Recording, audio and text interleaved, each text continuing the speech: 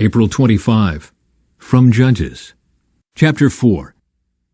After Ehud's death, the Israelites again did evil in the Lord's sight. So the Lord turned them over to King Jabin of Hazor, a Canaanite king. The commander of his army was Sisera, who lived in Harosheth-Hagoyim. Sisera, who had 900 iron chariots, ruthlessly oppressed the Israelites for 20 years. Then the people of Israel cried out to the Lord for help. Deborah, the wife of Lapidoth, was a prophet who was judging Israel at that time. She would sit under the palm of Deborah between Ramah and Bethel in the hill country of Ephraim, and the Israelites would go to her for judgment. One day she sent for Barak, son of Abinoam, who lived in Kedesh in the land of Naphtali. She said to him, "This is what the Lord, the God of Israel, commands you. Call out 10,000 warriors from the tribes of Naphtali and Zebulun at Mount Tabor. And I will call out Sisera, commander of Jabin's army, along with his chariots and warriors, to the Kishon River. There I will give you victory over him." Barak told her, "I will go, but only if you go with me." "Very well," she replied, "I will go with you, but you will receive no honor in this venture, for the Lord's victory over Sisera will be at the hands of a woman."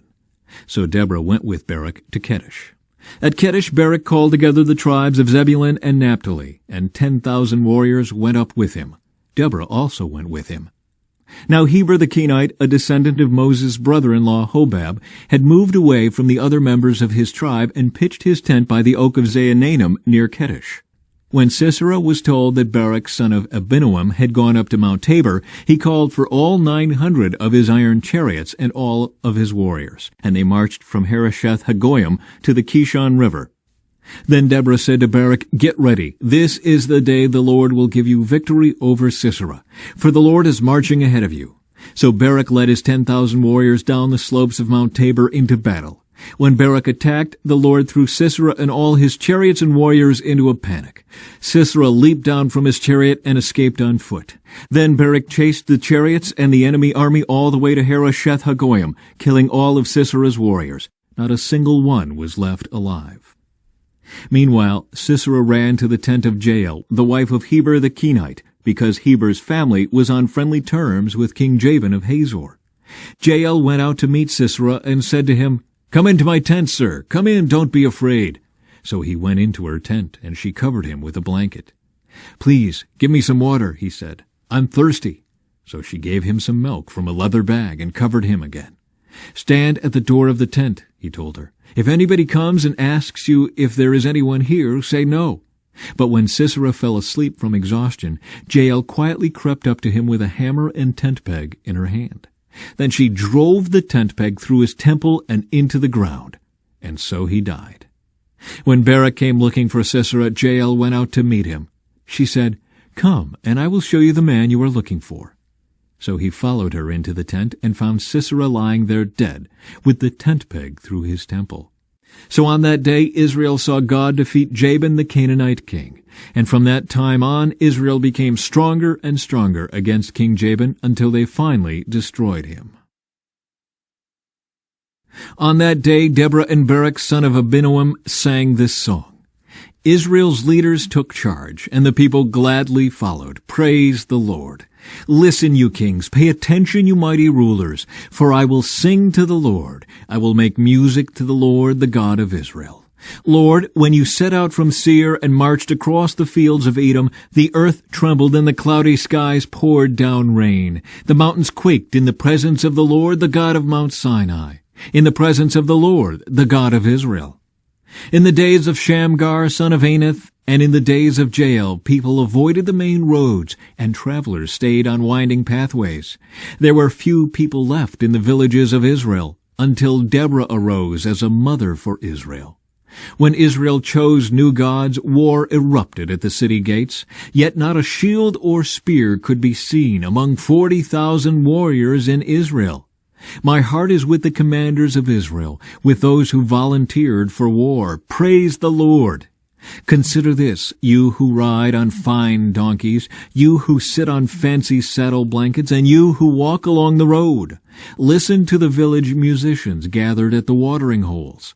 They recount the righteous victories of the Lord and the victories of his villagers in Israel.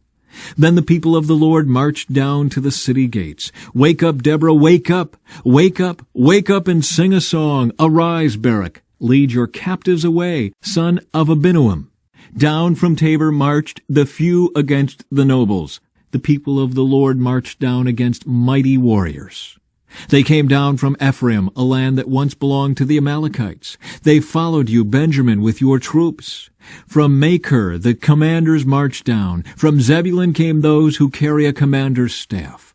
The princes of Issachar were with Deborah and Barak. They followed Barak rushing into the valley.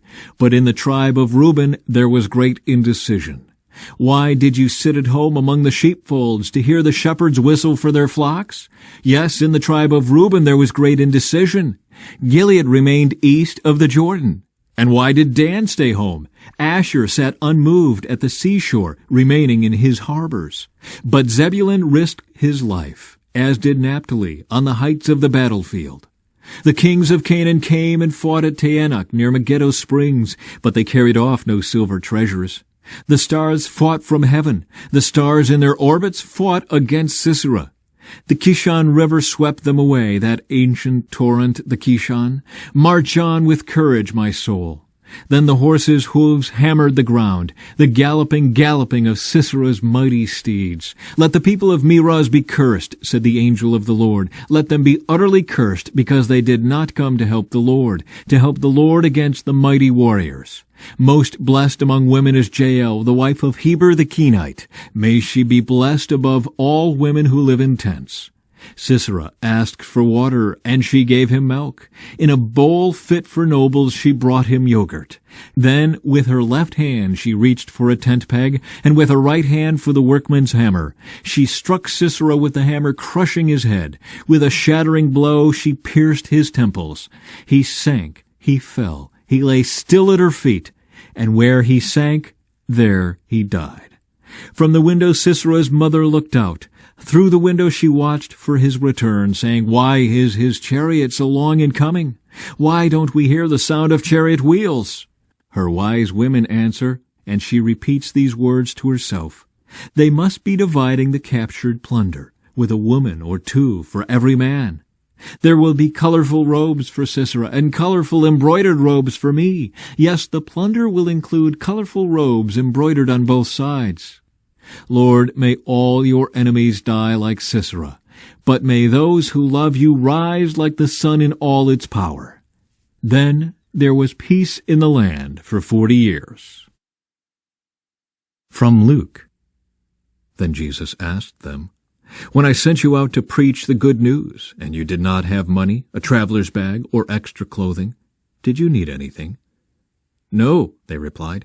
But now, he said, take your money and a traveler's bag, and if you don't have a sword, sell your cloak and buy one. For the time has come for this prophecy about me to be fulfilled. He was counted among the rebels. Yes, everything written about me by the prophets will come true. Look, Lord, they replied, we have 2 swords among us. That's enough, he said. Jesus prays on the Mount of Olives. Then, accompanied by the disciples, Jesus left the upstairs room and went as usual to the Mount of Olives. There he told them, Pray that you will not give in to temptation. He walked away about a stone's throw and knelt down and prayed, Father, if you are willing, please take this cup of suffering away from me. Yet I want your will to be done, not mine. Then an angel from heaven appeared and strengthened him. He prayed more fervently, and he was in such agony of spirit that his sweat fell to the ground like great drops of blood. At last he stood up again and returned to the disciples, only to find them asleep, exhausted from grief. Why are you sleeping? He asked them.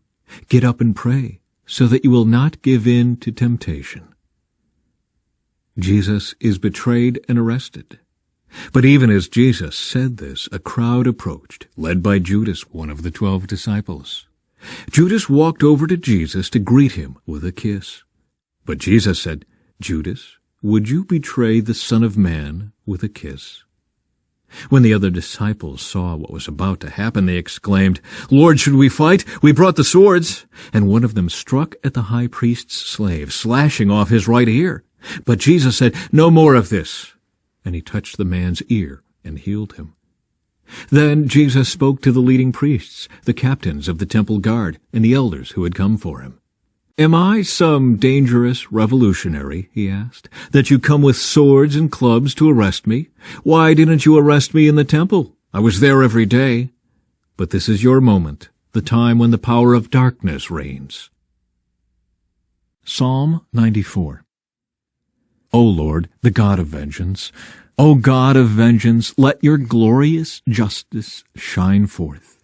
Arise, O Judge of the earth. Give the proud what they deserve. How long, O Lord? How long will the wicked be allowed to gloat? How long will they speak with arrogance? How long will these evil people boast? They crush your people, Lord, hurting those you claim as your own. They kill widows and foreigners and murder orphans. The Lord isn't looking, they say, and besides, the God of Israel doesn't care. Think again, you fools. When will you finally catch on? Is he deaf, the one who made your ears? Is he blind, the one who formed your eyes?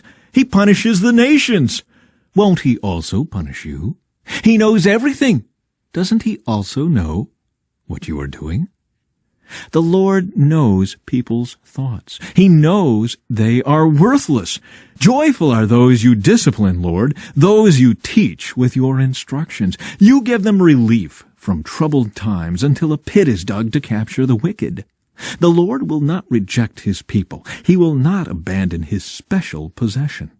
Judgment will again be founded on justice, and those with virtuous hearts will pursue it. Who will protect me from the wicked? Who will stand up for me against evildoers? Unless the Lord had helped me, I would soon have settled in the silence of the grave. I cried out, "I am slipping!" But your unfailing love, O Lord, supported me. When doubts filled my mind, your comfort gave me renewed hope and cheer. Can unjust leaders claim that God is on their side? Leaders whose decrees permit injustice? They gang up against the righteous and condemn the innocent to death. But the Lord is my fortress. My God is the mighty rock where I hide. God will turn the sins of evil people back on them. He will destroy them for their sins. The Lord our God will destroy them. From Proverbs. A fool's proud talk becomes a rod that beats him, but the words of the wise keep them safe. Without oxen a stable stays clean, but you need a strong ox for a large harvest.